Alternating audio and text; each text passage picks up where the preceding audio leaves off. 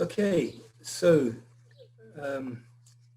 yes, thank you for making some time at the tail end of the week for this session. And as Tim's already said, I see this as an opportunity to inform ourselves about a desperate situation where our brothers and sisters in Myanmar are really suffering. And I was just looking at Romans 12 again this afternoon, and Paul's exhortation for us to rejoice with those that rejoice and weep with those that weep. And I'm sure the very fact that you're here tonight suggests that you have huge empathy for your brothers and sisters in Myanmar. So what I want to do is just give a brief historical overview. I'm not going to go into a lot of detail because I'm sure some of you have read about it or know about it already, but there is I think that it is important to contextualize my comments in a historical way, because we are what we have been becoming. Psychologists are very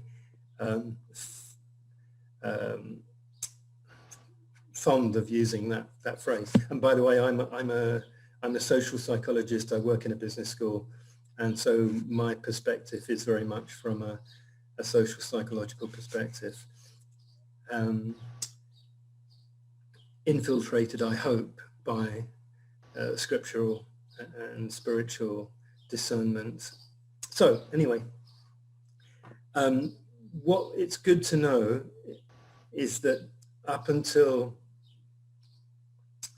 1885, Burma, as it was then, was very much an empire and very much built on Buddhist principles. And the significance of that is that the Buddhist monks were responsible for educating people, and there was a strong interweaving of Buddhist morals, including compassion for the poor, respect for elders, and pacifism, and that was part of the DNA of the country since the 3rd century, and it's easy to write that off, because when Britain made Burma a colony, they kind of broke with that tradition, that monastic education, and that transfer of religious and cultural values, good manners, respect, moral conduct. And I think it was underestimated just what a seismic shift that was. And yes, the British brought in their own education system, particularly for the elite. And indeed, Rangoon University became a kind of prize place of education in Asia, South Asia, from between 1985 and let's say the 1930s, 40s. But it was a very different style of education. And the fact that you're all at university or connected to universities, I'm trying to keep the educational theme as I make these remarks. A couple of other things that you're probably aware of. In 1962, there was a military coup after independence in 1948, 47. And that had been brewing for a while, and General Ne Win, with his military machine, basically took over the country. And military rule, incredibly enough, has been sustained since that time. It's probably one of the longest regimes of a junta, and along with that, quite a lot of repression, which I'll go on to talk about in a moment. One of the real casualties at the time was in 1964, English language was arbitrarily removed from the curriculum in schools and colleges for 30 years. So if you meet, as we've done, many older generation Burmese people, their English is, well, the very older ones, it's fine, but there's a middle-aged group for whom, you know, they've played catch up. And this again is a very significant missing piece in the current scenario in Myanmar. And another significant event is in the 1990s, the junta broke up universities and located different departments in different rural areas. And that was because they were afraid of more student unrest that had broken out in 1988, 1989. So if you like to summarize that, a UNESCO study in 1988, quote, young people are at year zero. University and higher education is of a poor standard. There's a lack of vocational training, a collapse in the education system. Only 1 in 4 completing their 4 years at primary school. So you get a picture of a really educational deficit. I mean, it's difficult for us to imagine in our Western situation. Now the next, so that's just, if you like, a bit of a lead up. But what I thought I would do would be quite helpful was to put to you a force field analysis of what's looking good and what's restraining progress in Myanmar. Let me just go back to, sorry, let me just, so by way of setting this up, Pope Francis visited Naypyidaw, which is the new capital of Myanmar, in 2017, and he made this, part of his speech was this: the future of Myanmar must be peace, a peace based on respect for dignity and rights of each member of society, for each ethnic group and its identity, for the rule of law, and for a democratic order that enables each person and every group to offer its legitimate contribution to the common good. Nothing, if you like, stunning about that statement, except that that wasn't the case and probably still isn't the case in Myanmar. So he was quite prescient in making that plea that, if you like, you can't get into education and development if some of the basic ingredients of peace, dignity, human rights, and recognition of cultural difference are favored and are legitimized. This is such a basic building block.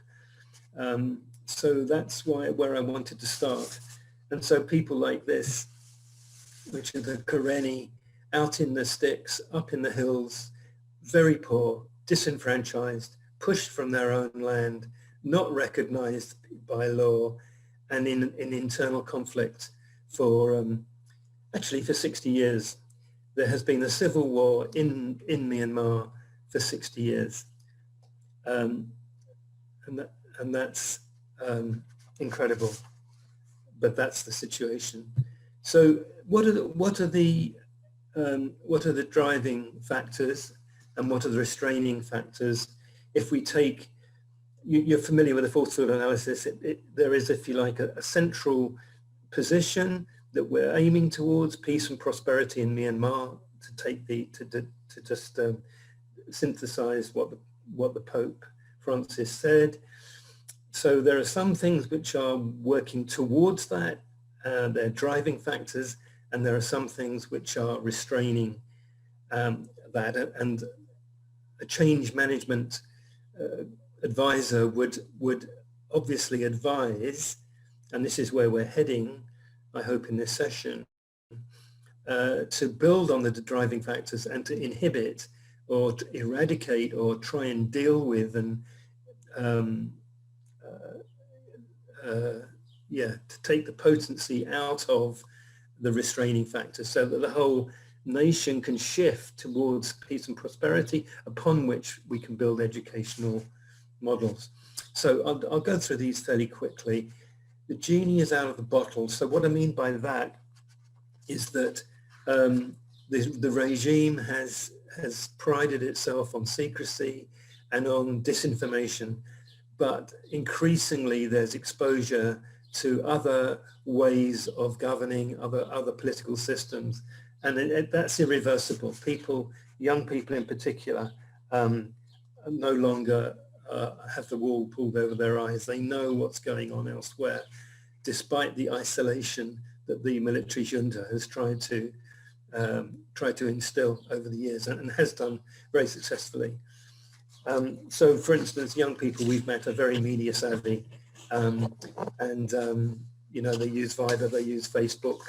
80% of households have mobile phones. You know, this is not, they're not a backward nation in that respect. There's an in-touchness, and the will of the people has been constantly reiterated through different elections. In 1988, the National League for Democracy won an overriding number of seats, and it was a landslide. But the junta were too scared to let Aung San Suu Kyi and the NLD, National League for Democracy, to actually take office. And then in 2011 and 2015, and again in 2020, November last year, the NLD has returned overwhelming number of seats. So there's, again, this indicates where the heart of the people lies. They want democracy. They want, or did want, I think Aung San Suu Kyi is a case in point we need to sort of discuss separately, but certainly in those earlier times, she was seen as the person to lead them into enfranchisement. I think there's a caveat here. The NLD, although they are in parliament now, the junta reserved 25% of the seats in government for themselves. And if you put that together with other allied groups, the NLD actually have less influence, partly because of this block vote of the generals, but also because they're inexperienced. They haven't even had oppositional experience. So to expect these people who've often been incarcerated for 10, 20, 30 years to sort of come into parliament and start being influential is perhaps optimistic. More optimistic is what I call millennials returning. So these are people who have worked their way through the piecemeal patchwork of education in Myanmar and then applied for scholarships, been trained at tertiary level in all sorts of disciplines, from technology, engineering, rural development, medicine, telecoms, you name it. And then they are going back with the benefit of scholarships where they've studied at universities outside Myanmar, and come back to take up, in some cases, quite influential positions, not in government, but outside the government machine. And so that I think is a sign of hope. I'll come back to it at the end. And then leadership from within. There are some individuals beginning to make their voices known despite the awful situation, particularly since February the 1st, which you'll be aware of, where I think it's more than 700 people have been killed in riots, and many more imprisoned. But there are people speaking out. There's Cardinal Charles Maung Bo, who's an outspoken critic on human rights in the Rakhine and in the Kachin state. I've come across a lady by the name of Anna Sui Klan. She's the wife of the Myanmar Vice President, Henry Van Thieu. She's a Chin, she's a Christian, she's a linguist, she's a researcher, and she's a social activist. And she's right there in the center of government not with the position, but the wife of the vice president. And she's really hot on female emancipation. So she's somebody to pray for. And Thinzar Shunlei Yi, you may have seen her speak. She's in her middle 20s, and she's a young activist. And the significance there is that she grew up in a military family and yet has seen the oppression and is speaking out against the junta, because it's very dangerous to do so. I think she's outside Myanmar now. So there are some, what I'm trying to get across here is there are some positive signals that things can move towards peace and prosperity. But of course, there are also some restraining factors, and I probably don't need to labor these, because you'll be aware that the West has lost its influence. If you like, they took more credence of moves towards democracy in around about the 2010, 2012 mark, and lifted sanctions and said, oh great, you know, Myanmar's moving towards democracy at last. But of course, that was a false signal, and they actually have little leverage. The country that does have a lot of leverage is China. I'll just give you a couple of facts here. In 2018, 82 of 113 investment projects in the Rangoon area were Chinese. And they are building, and you'll know that China is on the northern border of Myanmar and has a very expansionist political philosophy. And they want entrance to the Indian Ocean. And so they're building an economic corridor, 1,700 kilometers from the Chinese border through Mandalay, Rangoon, towards a special economic zone and a port, Chinese port, on the Indian Ocean. And they are heavily invested in Myanmar, and therefore have little sympathy. Well, to put it this way, have more sympathy with the government than popular protests, as long as their interests are not being endangered. A couple more points, and then perhaps I'll bring it to a close. Psychology of the generals. What I mean by this is that it's a classic case of people in power who pass on that baton of power to the next generation of the people that they, you know, usually their family members, and so the pack of cards is reshuffled, but never really changes its dynamic. And so they are very, I would say, actually more fragile than they look. They're quite paranoid about their image, but of course they have the guns, and they believe that they are right. And interestingly, in an unfortunately symbiotic way, the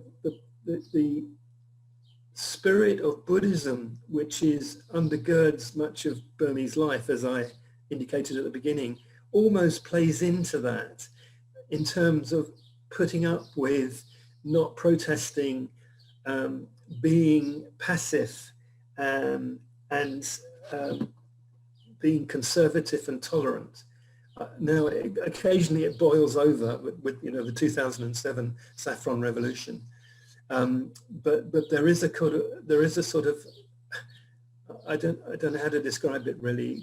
I don't mean it to be weakness, but it is in their mentality to put up with things, generally speaking. Okay, so the way forward. How do we then move from get towards peace and prosperity by and what particular place does education play?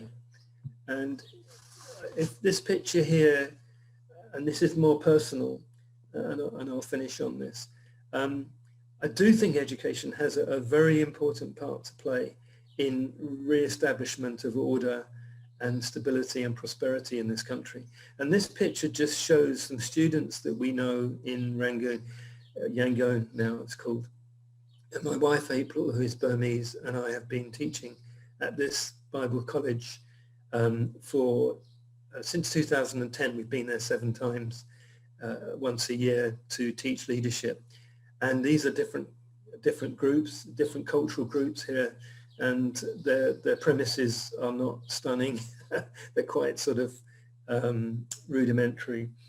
On the other side of this picture is a whiteboard which is nailed to the wall.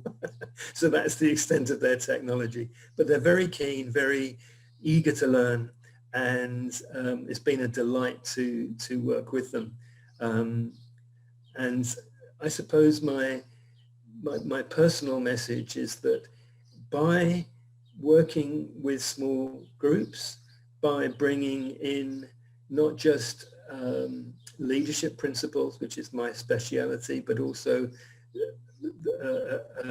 bringing in scriptural appreciation of the situation, giving them the opportunity to express themselves, to emote, because a lot of them come from very, very difficult circumstances in their childhood and in their upbringing.